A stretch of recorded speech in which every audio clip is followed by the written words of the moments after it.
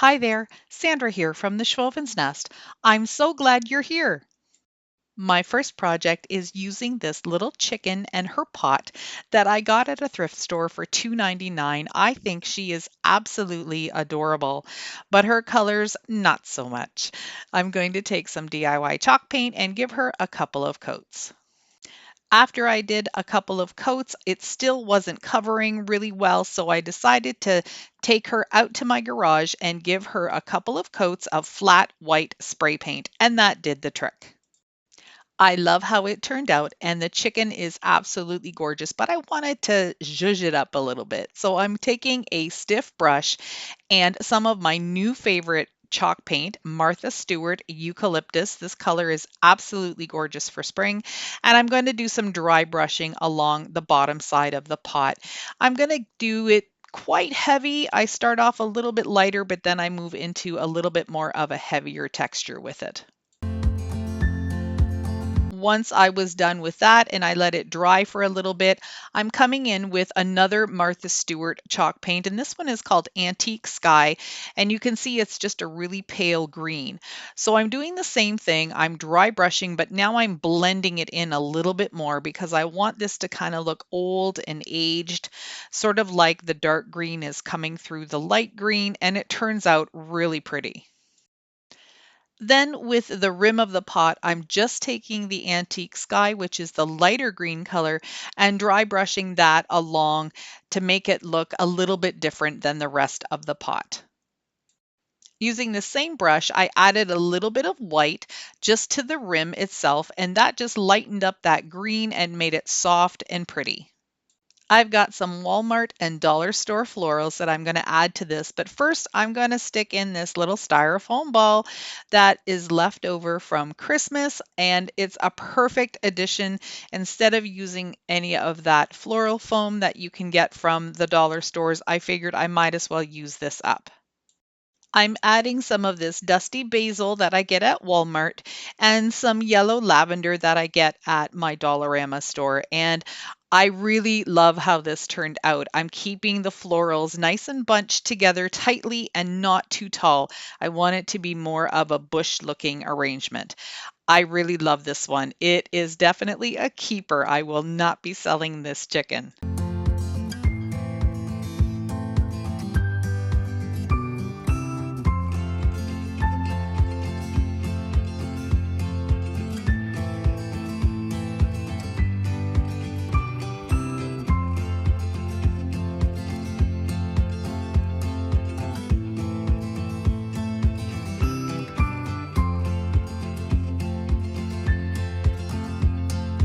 I'd like to take a moment and let you know that my video today is part of a thrift store flip collab that I host every month with a group of friends. I have different friends every month, and this month I have Natalie from The Distressed Princess, Melissa from Melissa Makes It DIY, Annie from Indiana Jones, Chantel by Crafty Hints by Chantel, and Sonia over at Domestic Diva DIY. We're doing a hop to each other's video, so make sure when you're done with my video, you click on the link in my description box to hop over to the next channel. Then you'll do the same after that video, and so on until you get back to me. Then you know you've seen everyone's videos. I'll also have all of my friends' channels linked in my description box, so please make sure you go to their channels, hit that subscribe button, like their videos, and give them some support. Project number 2 is using this metal planter box that I picked up for $1.99. I'm going to give this a few coats of my white DIY chalk paint because I want everything that I do to be farmhouse related. I love that style. So if that's something that you enjoy and you're new to my channel or you're coming over from the hop, I would love for you to hit that subscribe button and stick around a while. With spring just around the corner, the dollar stores are starting to put out their spring supplies, and this is just a fence. It's plastic. It is something that you could use in your garden and connect the pieces together using these little hooks on the sides. I'm not going to need that, so I'm just going to go ahead and trim those off. Although I really like the lines and design of this little fence, I don't like the silver color. It is painted black and then it has a silver shine to it. So I'm going to take my black paint and just give it one coat just to dull down that silver because I don't want that showing through at all. The planter is dry, so I'm going to do some dry brushing using this chip brush and just my black paint. And I'm going to go ever so lightly in long strokes all the way across, back and forth on this piece because I don't want it heavily distressed. I just want a little bit of the black to kind of give it more of a rustic look. I am going to go over the edges and corners a little bit, and then I'm also going to be flicking around the rim to make that more pronounced. Almost like an enamel look, but not quite. Using my DIY chalk paint again, I'm going to go over the fence a couple of times and I'm going to make it nice and solid white. There's going to be a little bit of that color showing through, but then I'm going to take some sandpaper and just distress over the raised edges just to get a little bit more of that texture to show through. I'm using a 220 grit sandpaper just to gently rough up those edges, bring out a little bit of that black, and make this look like a real picket fence. Using my Cricut Joy, I designed this label, and it will be available on my Google Drive as a free printable. The link is down in my description box. And you'll also have access to all of the other free printables that I have in that folder. I wanted this to be a generic label. I didn't want it to be season specific because I thought after spring, you could leave this bucket out all year round and just change out your florals. I needed to figure out a way how I could attach the fence to the bucket, so I took my drill and I drilled 2 holes on the back of it. I also drilled 2 holes inside the fence itself that matched up with the holes on the bucket, and that allowed me to just pull some white twine through and tie it off in the back. I also then used some hot glue for in between the fence and the bucket to make sure that it would stay put. I decided not to add any floral foam, but I just placed some florals inside of it, and I think it'll be really sweet for someone to purchase, have in their home, and then they can just switch out the greenery to their liking.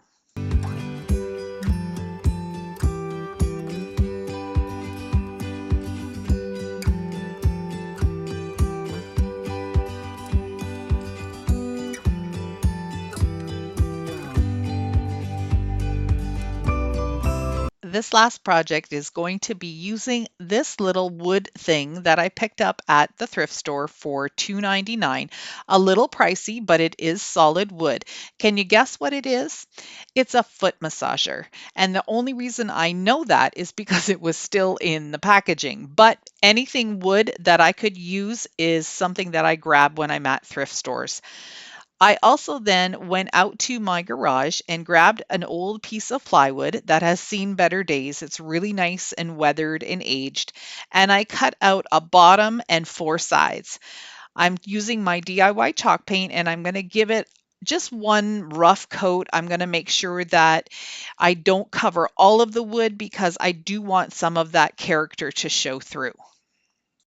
To assemble this piece, I'm going to pre-drill the holes, and you want to do that when you're working with any type of really dry wood that might crack. If you put this screw in without pre-drilling the holes, you're definitely going to crack the wood. And because I'm going so close to the edge of these pieces, I want to make sure that it doesn't crack.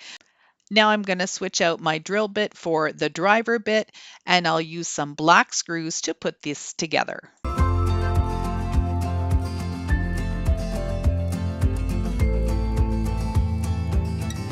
For the bottom, I had already pre-cut a piece that was similar in size, but it was still a little too big. So I'm just taking my pencil and I'm marking off where I'm going to need to make a new cut. I'm using Weld Bond glue on the sides of the bottom, and then I'm just going to push it into place.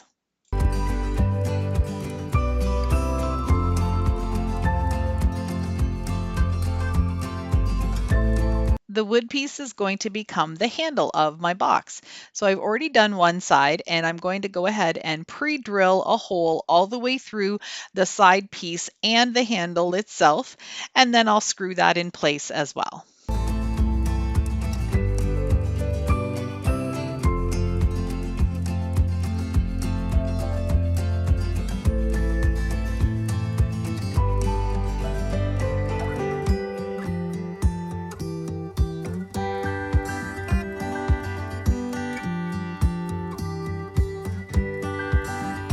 I hope you enjoyed my video today. If you did, I'd love for you to hit that thumbs up button. It tells YouTube that you like my video and they promote it more, which really helps my channel grow. If you're new to my channel, please hit that subscribe button. I'd love for you to stick around and see what I've got in store for you coming up next. Thanks so much for watching.